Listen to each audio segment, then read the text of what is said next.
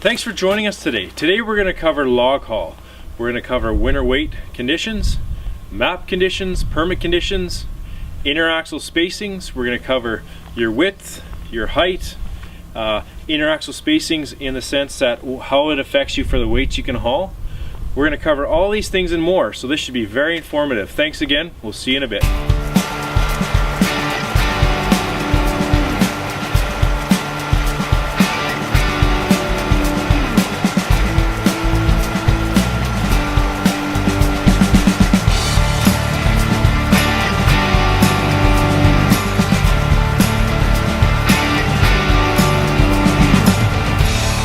Okay, now, so we have a tree length load here. So with the tree length load, how we need secured is a minimum of 3 tie downs.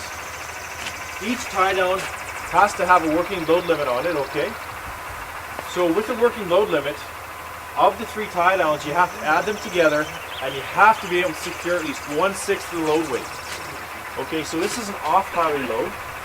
Okay, if this was permitted, if it was under a permit condition, each one of these tie downs would have to have a minimum working load limit of 1,368 kilograms, okay? You can't have any knots in the working section. Okay, so the working section is anything that's securing the load. Okay, worst case scenario, let's say you don't have a working load limit on one of these devices. The officer could decide to give you a written warning or a $575 fine. Okay. So we have a load of logs here. So what I'm going to talk about is some requirements where logs have to contact stakes. So this is a tree length load. So whether it's a tree length or cut to length, all outside logs have to contact at least 2 bunk stakes. Okay. So when I'm talking about outside logs, I'm talking about outside left, outside right, and outside underneath. Okay. So if all your logs have to be loaded so they contact and go past the outside stakes and past the bottom bolsters. So let's say a log shifts in transit. You have a pulp load or a shortwood load. If that log shifts and doesn't contact, and it's an outside log and it doesn't contact bunk stake or a bolster, you're going to have 2 tie downs on that log.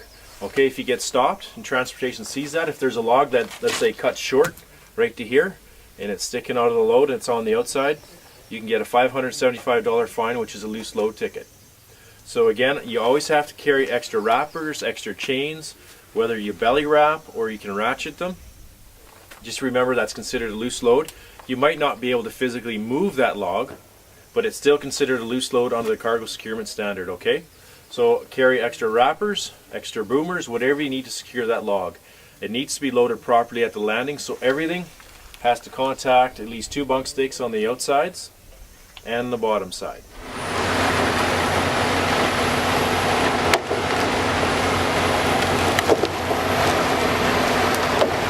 So by the cargo securement standard, on a tree length load you have to have a minimum of 3 tie downs. All 3 tie downs have to have a working load limit displayed. And with a load like this, you have to secure 1/6 of the load weight, whether it's an off-highway load or an on-highway load. The only thing different you get on an off-highway, like a private road, would be your widths, your height, and your weights can be exceeded. So with that, the owner of the road would be the one that would dictate your widths and your weights. So that would, on this road, this is the pintle cutter cross. This would be Weyerhaeuser, would tell you the width, the height, and the weights on the axle groups. So with your cargo securement device, what they have on this truck here is the new synthetic style. So you have to have a tag. So a lot of them will be an orange or red tag with a working load limit. Or on this style, it's a steel tag. Okay? So you're going to have a minimum of 3. And these 3 devices have to secure at least 1/6 of the load weight.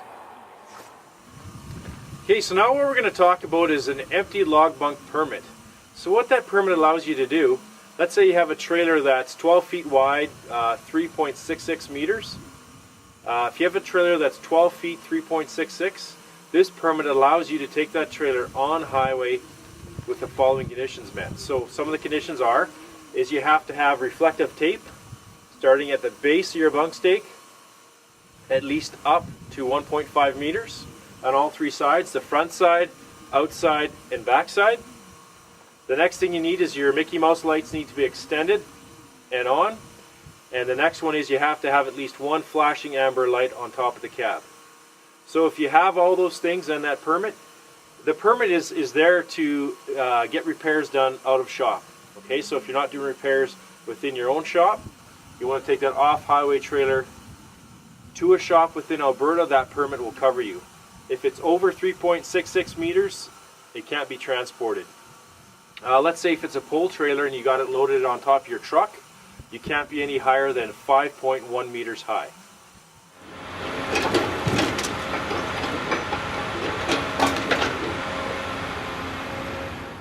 Okay, so now we're going to talk about reflective tape on bunk stakes. So the regulation states that the rearmost bunk stakes have to have reflective tape on all three exposed sides, the rear, the outside, and the front. Okay, so this is a hay rack I'm on, so on the front stakes, you're going to have it on three exposed sides. If you have a Super B, on that Super B, you're going to have all three exposed sides on the front bunk stakes, the rear bunk stakes on the lead, and then also the pup trailer on the front bunk stakes and the rear bunk stakes. So again, three exposed sides, the front, the outside, and the back. If you don't have reflective tape, you're going to have to use Day-Glo orange paint. Okay, so I'm just going to talk about height. So remember what we said, you're allowed 4.8 meters. So I have this height stick. It's up to 4.8 meters. So at the beginning of the haul season, if you're going to haul one trailer all the time, you should measure it out. As you can see with this one here, you're just a little bit above your bunk stake. So there's really no reason why you should be over height. Okay, so right now I'm standing in front of a tree length load. This is an off-highway load. It doesn't matter if it's off-highway or on-highway. All loads have to be crowned, whether you have multiple stacks of wood or a tree length load. They all have to be crowned. With the crown, the reason you want a crown is you want the tension of the tie-downs or tarp straps, whatever you're using, chain or cable, you want it to pull down in the center so all logs are packed tight. If you don't have a properly crowned load, you get stopped by transportation or RCMP or some other body, you can get a $575 fine. You can get a failed CVSA inspection.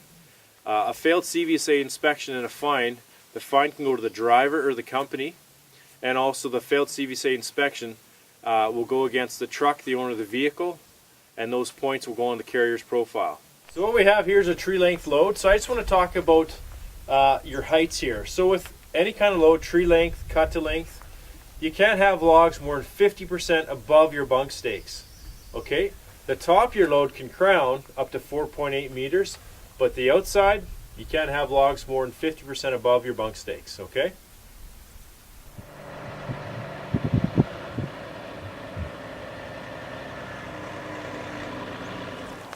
Okay, we're here at the Pinto Cut Across. We're just going to talk about some dimensional requirements with loads. So this is a tree length load. So with the tree length load, Weyerhaeuser stipulates that you're going to want to have day and night lights and also streamers. Okay, so with streamers, you're going to want to have at least 10 in a bundle, at least 1 meter in length. Okay, and we're identifying the longest log here. It's on the left side. Okay, so you're going to have lights on the log and streamers. Also on the opposite side of the load, you're going to have streamers on there. So if this load was on highway, the regulation states you're going to have lights on left and right side of the load to identify both sides of the load, plus 2 bundles of streamers. So just remember that there's slight differences. Again, off-highway loads, the only differences basically is your dimensions and weight. So off-highway, since this is a Weyerhaeuser road, they will dictate the width and the height and axle weights.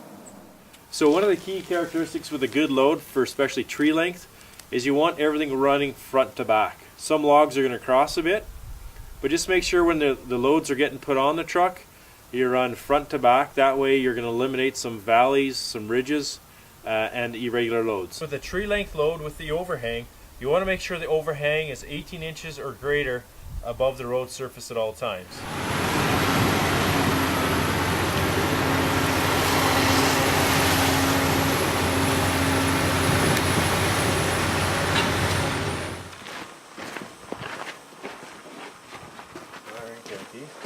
That in there.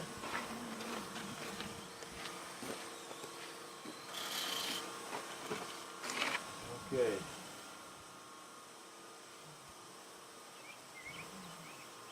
Alright, so we have 7.2 meters. Okay, so what I was just measuring here is we have interaxle spacing. That's a key factor on highway. This is an off-highway load, so it doesn't matter. On highway it matters.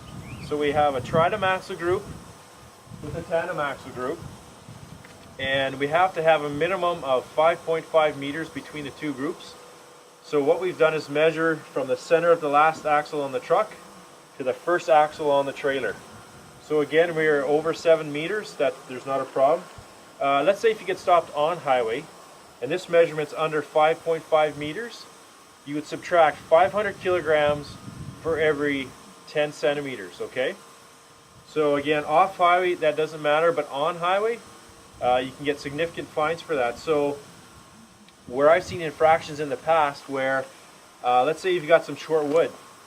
So the guy takes his reach, sucks it in, you have the two axle groups, a tridem, tandem, 5 meters or less, you're going to get knocked down quite a bit in weight. So just remember, always 5.5 meters from tridem to tandem. If it's a tandem axle group to another tandem, you're allowed 5 meters, okay? So just remember those when you're getting loaded, especially on short wood.